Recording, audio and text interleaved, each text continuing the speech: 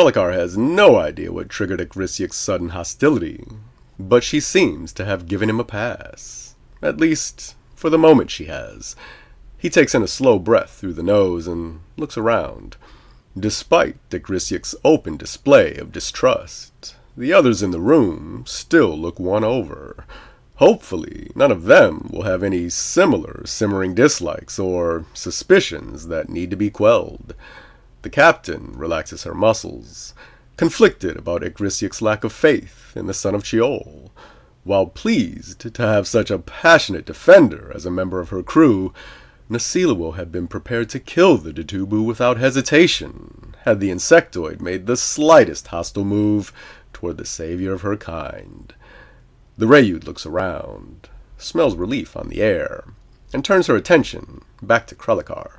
She releases a scent of reassurance for his benefit and, smelling his tensions wane, returns to caressing his back with her antenna.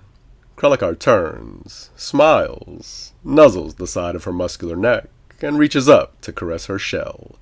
The smell of his sense of security is strong. He knows no harm will come to him with the Rayudas around. The Murong, however, is visibly shaken, and the two Fashishk have backed away from the others to talk in hushed tones and soft rattles. Aethiawi moves over and slaps Krellikar on his free arm. "Don't mind her," the dark young woman says in regard to Igrisyuk.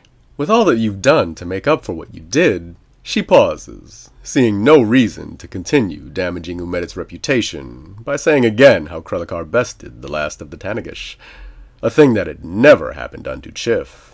"With all that you've done to help us out, you don't have to do anything else to prove yourself," she quickly corrects. Krellikar nods in acknowledgement. William, Ruth, and Peror agree, in their physiologically unique ways. Aethiawi rocks playfully back down to a sitting position, arms hugging shins close, chin on knees. "Now, where were we?" she asks. "Yes!" Nasilawo bumps Krellikar under his outstretched arm and asks fondly, "Where is your family now?" "Well," he takes a moment to craft his reply, as grandiose as his "let's all band together because the Gixen Jail are the real bad guys" statement was. His mind had briefly been occupied with how he was going to make Igrisyuk's death look like an accident. He files the thought away and brings his mind back to the question at hand. "Father and I are the only ones left that I know of the Chiolem name, and unfortunately it would be impossible to guess what his location is currently," Krellikar replies. "His occupation can require him to go virtually anywhere." Peror starts to question what the elder Chiolem's occupation is, but Ud gets drowned out by a quick rattle of leaves, a soft pattern of moans and grunts, and a slapping of celluloid limbs from Ruth. Krellikar nods with understanding at the Fashishk, having infixed their language during his third morning on the ship. "I haven't seen Father for quite some time," he says, "and when he is away, I don't have a means to contact him, though neither he nor I have made any effort to communicate with the others since my—" He pauses, looks at Nasilawo, fondly rubs the side of her large, armored head. "We haven't been in contact since the day I left Ijik-Lur." Purring with gratitude and pride, the captain bumps Krellikar affectionately with her head in return. A smell like rain over fresh-cut grass fills the room. A respectful silence follows. All the crew knows the story. All of them know that the day Krellikar left Ijik-Lur was the day the Yerodu were destroyed. So a part of their silence is for their captain, and another part of their silence is due to their awe at Krellikar's accomplishment. Yet, a final reason for their silence is for what seems to be an emptiness in Krellikar's life, even though the little human doesn't seem to be saddened by it. "Well, what about your mother?" Aethiawi eventually asks. "Mother died when I was quite young," he says matter-of-factly. Another silence. Krellikar looks around, takes a second to recognize their silence as pity. No, he adds, waving away their pity with both hands. There's no reason to bemoan her death. He smiles to them all in an attempt to reason away their sadness for him. I still remember her. Quite well, in fact. This does not make any of them look any less sad. Krelikar feels backed into a corner, trapped between a past he can't fully reveal and fear of losing the crew's trust, their respect. With growing frustration, he figures that what he can do is share what happened during his youth, though not reveal the where or the when. Listen, he starts, I can't give you all the details of my past because, well, you see, Father was and is still a very reclusive man. He looks around, watches their pity transition into interest. Good. When his eyes come to rest on Aithiawi, he has to consciously force himself to move his focus around the room as he talks. His words aren't only for her any longer. Out of respect for his privacy, I'll only add that Father is a consultant of sorts, with clients from all throughout the Wedge. He thinks for a beat, thinks about their destination, and more than likely, from outside the Wedge as well. Aithiawi turns her eyes to the stars as she listens. Nasiluo is absolutely motionless, transfixed. William and Ruth mosey up close. Peror remains standing directly behind Krelikar, thinking Ud may be needed to help the human right himself again. Krelikar barely notices. The Reyudas had long since disabused him of the notion of private personal space. Aithiawi turns back to wonder at his short pause in the story, and barks a laugh at how close the fungoid is behind him. Krelikar clears his throat. Pleased, he still has her attention. Pleased, he hasn't lost the rest of them. Yes, Krelikar resumes. So he built a fortune for himself, bought land far from any prying eyes, and worked for years in solitude, only leaving his home to fulfill the terms of a new contract. Krelikar takes a couple of breaths to consider how to properly phrase the next part. Then, something I am not privy to happened, and Father developed the urge to make a family. Krelikar takes a sip of water. Interestingly, Father had no desire to court women, and fortunately enough for him, he was rich enough not to have to. So, through his very able contacts, he began to select wives remotely, and had them delivered to his home. Mother was one of these women. Krelikar looks around to gauge their reactions, but there are no surprised expressions at all. Nodding his head, he supposes there are stranger marital arrangements, and continues his tale. Now, the thing you have to realize about Father is that, while he sometimes desires a family, he doesn't really have the ability to relate to others as more than just curiosities. It's as if he has a complete lack of empathy. I've come to think that he looks upon most others as he would look upon a particularly smart dog, or a monkey, but in a clinical way, without emotional attachment. This detachment, in my humble opinion, is because of his genius. It consumes him. His intellectual pursuits are an obsession, a compulsion which causes him to fill every waking moment with thoughts of how to better each of his ideas. Krelikar swallows, feels a drying throat, grabs his bottle from the floor near the mainframe, and takes another sip. So, Father's wives would arrive when ordered, he continues, and after quenching his baser needs, they would serve as his sounding boards for a while, then as his students for a while more, if they proved able. Invariably, when they began to bore, or worse, disappoint him, Father would begin to test new ideas for defensive measures on them, and on his children, if the women had been interesting enough to be allowed to bear offspring. Krelikar can't read the plants or the fungoid, but Aithiawi looks mortified. Nasiluo's claws flex with consternation, and an acrid odor, like the smell of newly wetted hot ash, spreads from her scent glands. No one in the room says anything, however. They want him to go on. Krelikar shifts his weight uncomfortably at their clear disapproval of Father's ways. But, he continues, Mother was his eighth wife. He speaks into the silence. I discovered this later. I never knew any of the other wives, or my brothers or sisters, though I am told I had a few of them. He takes a breath. I was almost 6 years old when father grew bored with mother, when he began testing his ideas on her, and on me.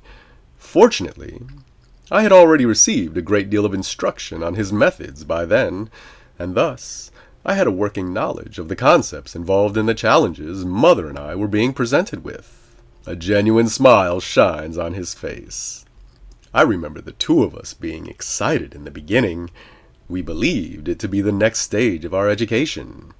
However, it became clear very quickly that this was not just a graduation to a higher level of learning. Our very survival depended upon our performance, depended upon our ability to reason quickly and completely through each new scenario. Krellikar clears his throat as his recollection builds momentum. In the act of besting the fifth RDM, our fifth challenge, we were maneuvered outside the main compound. He closes his eyes, searches through memories. We couldn't get back inside. The compound was a fortress.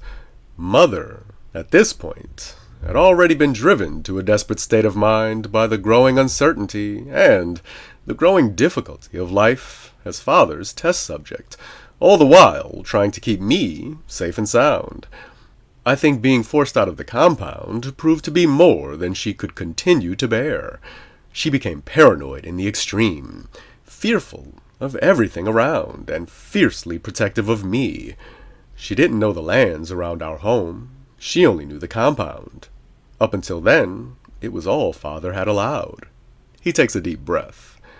Anyway, we were now exiled from the only place we had known on the planet. Mother wasted no time on tears or on self-pity, however, and set us to work immediately on the task of finding a new place to live.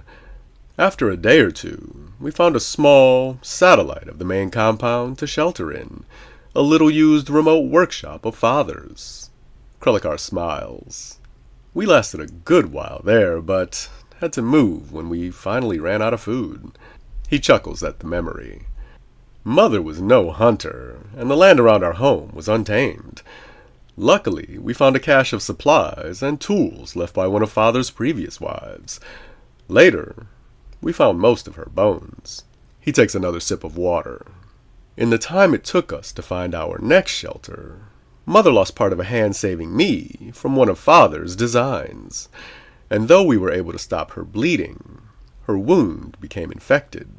Krellikar perks up. The smile on his face brightens as a sudden thought interrupts his tale.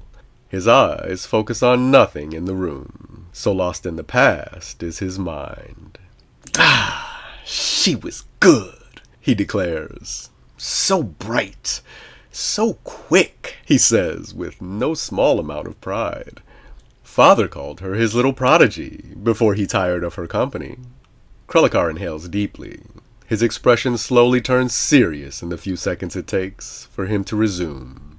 We lasted 7 months in the wild before I found Mother pinned to the side of a cliff under a rockfall. She'd gone out to scout the area around a new shelter we'd found the night before. She left me sleeping. It wasn't even one of Father's traps. He scoffs at the irony. Just a random natural rockfall. He strokes his beard with a hand. Her body was mostly pulverized. She didn't even recognize me when I found her. She just kept trying to focus on something that only she could see, fluttering around in front of her. Krellikar pauses, mentally composes himself to continue. When she finally caught sight of it, she made the most idiotic, joyful sound. He closes his eyes with the fresh remembrance. The bridge of the mother tongue is utterly quiet. Krellikar exhales a quick, bracing huff of air. Then his voice catches in his throat when he remembers crushing his mother's skull with a large stone. It was all he could have done. He coughs lightly into the back of a closed fist, then continues reminiscing, not conscious of whether or not his words can be heard. By the time the infection visibly reached her elbow, we'd found a treatment, But it was too little, too late. When the rockfall took her, she was half blind and had a terribly high fever. Her skin was always clammy, and when she breathed, it was with a ragged, wet gurgle. Krellikar blinks as he sorts through a collision of memories. She'd probably still be here if it wasn't for that damned infection. He smiles warmly, pridefully, reflecting on his mother's considerable abilities. Anyway, I stumbled upon Father directing the construction of a new design in the wilds sometime after that. I was using the transnet from our last shelter to research hunting and gathering. He looks around with a smirk. I was still in the gathering phase, he snorts. I must have been some sight. His eyes find Aithiawi's silhouette through the haze of his reminiscence. I was wild and wary, and it took 2 days with the help of his automata for Father to catch me. When I was finally under his control, he took me back to the main compound, supremely impressed with how much I had learned during my time in the wilderness. Krellikar blinks heavily. Father raised me by himself after that. He looks around without clearly seeing any of the crew. My upbringing continued to be a constant series of tests of increasing difficulty and lethality. Our relationship was, and is still, very adversarial. I think the only reason Father never tired of me is that I became much like him, in a way. He laughs softly to himself. I guess I never thought of it like this before. Father never tired of me because I began to test my ideas on him. He laughs again with the veritable power of the realization. I think, in a way, Father never really wanted a family to care for. What he really wanted was challenging opposition. He wanted to be stimulated with new thoughts and ideas, and to a certain extent, he wanted to be stimulated with danger. Krellikar nods to himself as if agreeing with a hotly debated point. It was the danger, now that I think about it, the emotional component. It was the thing Father had never experienced himself until I came along. The sense of danger helped him to better understand his craft, and in turn, it made him a better designer. Krellikar looks around in the short silence afterwards, a warm smile on his face as he reflects on his realizations, unconcerned with how much he unintentionally let slip about Father's occupation. Let me get this straight. Aithiawi's light brown eyes bore into the little engineer's. Outrage twists her face. Outrage, and the hope that his story is much more tale than truth. You're basically saying that your father killed your mother? She says it as more of a challenge than anything. Startled by her anger and disbelief, Krellikar jerks back a bit, instinctively moving just out of range of a strike. This is not the reaction he anticipated. In his mind, his story is one of triumph. The death of Mother, an ironic twist to her heroic struggle against Father's machinations. That she educated, protected, and cared for Krellikar in such an environment is a testament to her strength, her brilliance, and a monument to Father's teachings. Aithiawi's barbaric interpretation of his parents' relationship and the condemnation in her tone is disorienting. Krellikar can only find himself at fault. Somehow, he failed to properly illuminate the true nature of his parents' relationship. He strives to recall his exact words, their exact order. I don't think you understand, he stammers, suddenly desperate to communicate his perspective. He points his hands toward her in an attempt to physically explain what he cannot yet put into words. His fingers shake as he struggles for the best way to put his mother's death in its proper context. He didn't himself kill her, he proclaims with the unexpectedly heady impulse to defend his upbringing, to convey Mother's courage, the quality of his education, to defend Father's genius. It is a clumsy defense, certainly, but it is the best he can do in the face of Aithiawi's displeasure. No, Aithiawi mocks. Your dad just littered the wilds around your house with his crazy traps and then pushed you and your mom right out in the middle of them. She's indignant. If that's not killing her, I don't know what is. It wasn't like that, Krelikar refutes. I mean, it was, but... how can't you see it? He begs, and reflects on how much he sounds like a fool. It's fucked up, Krelikar, that's all I'm saying. Aethiawi calms at seeing his discomfort. She isn't scolding him. Not exactly. No wonder you didn't want to talk about it, she says, oblivious to her own lack of tact.